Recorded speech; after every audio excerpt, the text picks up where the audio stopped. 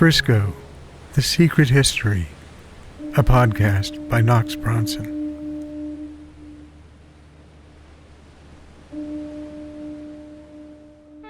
Elmer Francis Remmer entered this world on the 24th of May, 1897, in Wells County, North Dakota.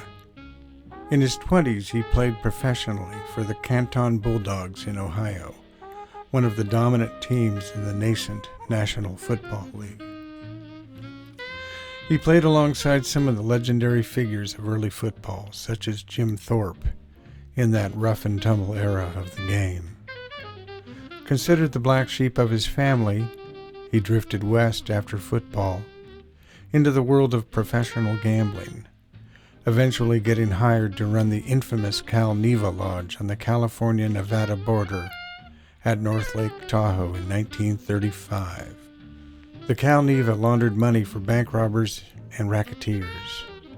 Babyface Nelson once hid out there, on the lam and wanted by the FBI. Bones introduced Babyface to California bootleggers who hired him to guard their shipments. Later, Frank Sinatra would buy the lodge. President John F. Kennedy and Marilyn Monroe would sneak through underground tunnels below the buildings for furtive assignations.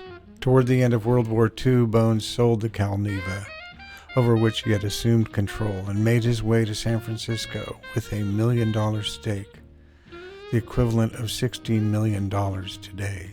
Bones loved money, power, and food. Upon his arrival in San Francisco, he quickly opened 2 gambling joints in the Tenderloin, Bones Corner and the Menlo Club. He then began extending his reach down the peninsula and into the East Bay area. A fair amount of the skim from his clubs went to gangsters like Bugsy Siegel, John Rosselli, Lucky Luciano. By the mid-40s, Bones was a very well-known man around town.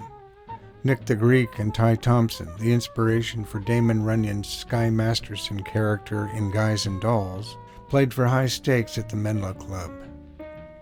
Jack Ruby, Lee Harvey Oswald's murderer, worked there as a dealer before making his way to Dallas and infamy. Bones Remmer, the man, the kingpin, the untouchable big boss for so many years, lived in a huge mansion across the bay in Berkeley's prestigious Claremont neighborhood. Eventually they got Bones on income tax evasion, and he went to prison in 1956 for 2.5 years. They seized all of his assets, and upon his release he had nothing. Bones spent his last days bemoaning his losses, reminiscing about the good old high-wire days, selling used cars at his brother's car lot in El Cerrito.